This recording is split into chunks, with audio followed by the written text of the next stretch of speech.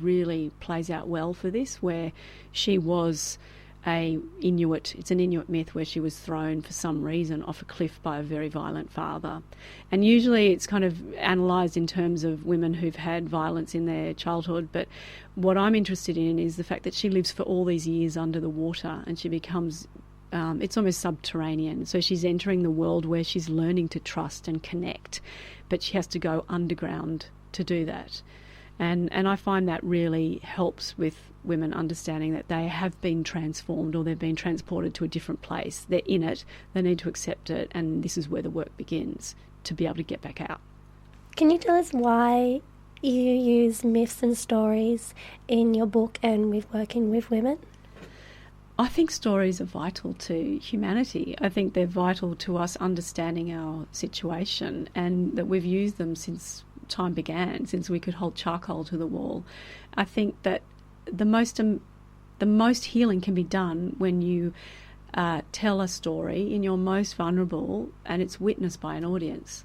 That could be an audience of one in a therapy room. It could be in a workshop, which is very helpful. But when other people bear witness to your experience, there is great healing in that. You're here on Pregnancy, Birth and Beyond Radio, and we are talking about fertility challenges with Kimberly Lipschitz. Kimberly, we want to go into also wanted to hear from you about this concept of time travelling that you've mentioned to me, and that's in your upcoming book. What exactly is time travelling in relation to fertility issues?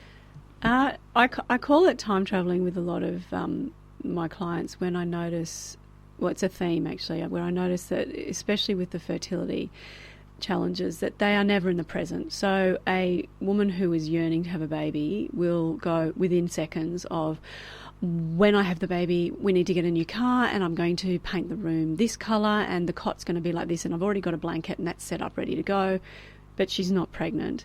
And then she can swing from that to the last month when she didn't fall pregnant and the grief of that, or the miscarriage, but she sidesteps every instance being in the present. So it's like she time travels forward and back, but never in the present.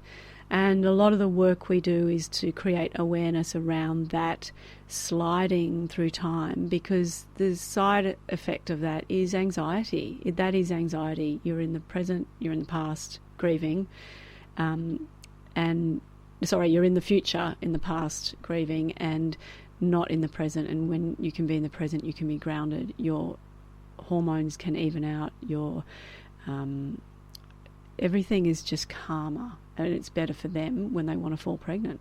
How do you work with the emotional copings and dealings with the with couples experiencing the fertility challenges and the miscarriages? With couples or individually?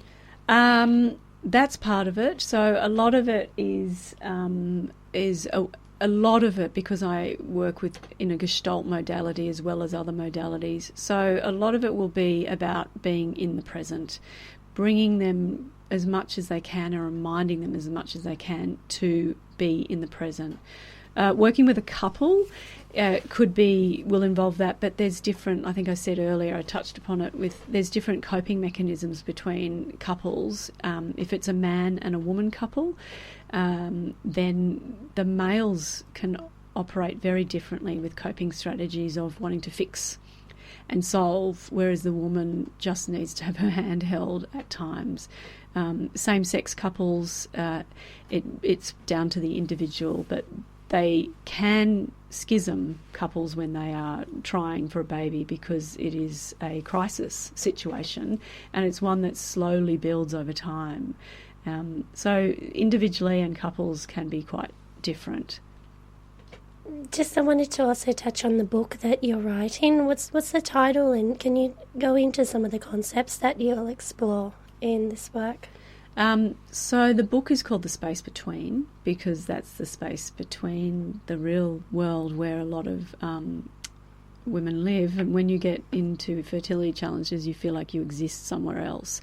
And I touch upon the myth of the skeleton woman. She comes in as a muse and her journey, and it's part of me looking back at my journey and an amalgamation of clients and their stories as well of what they've been going through, because there are so many different versions of fertility challenges. There's not just one.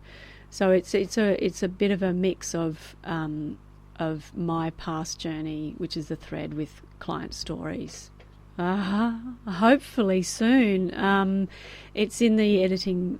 It's in the editing phases now, so hopefully soon the book will be released, and fingers crossed by the end of the year. And what kind of process has it been for you writing this book that explores both your personal account and also your professional experience? How has that been a journey for you? I think the book became something that couldn't not be written, and it was one of those things, like many books, where you think, I don't need to write a book right now in my life, but it just had to be written. And so I began, and I got a mentorship, which was I'm very grateful for, from the Australian Mentors Association, and began that a few years ago. So it's been a process where, and this is where the skeleton woman kind of comes in as a muse for me, where I'm discovering as I'm writing why I need to write it, and that's part of my journey as well. And we're just coming to the end of our interview with Kimberly on fertility challenges. Kimberly, how can our listeners get in contact with you, and what's your website? KimberlyLipschus.com.au, so it's Lipschus, and you can contact me through my website, and there's fertility courses and things like that will be coming up soon as well on there. Thank you so much for joining us today. I hope you've enjoyed this episode of Pregnancy, Birth and Beyond, and I want to thank our guest Kimberly Lipschus for exploring both her personal and professional experience on fertility challenges. Tune in next week for more information and inspiration, bringing us full circle. You can find our show on iTunes, Spreaker, the usual social media under Pregnancy, Birth and Beyond, and our website at pbbmedia.org. We hope you've enjoyed this week's Pregnancy, Birth and Beyond show. Tune in next week for more radical and soulful radio, bringing us full circle. Our radio show now has a Facebook page. Take a peek, say hello, become a fan and stay up to date with the show.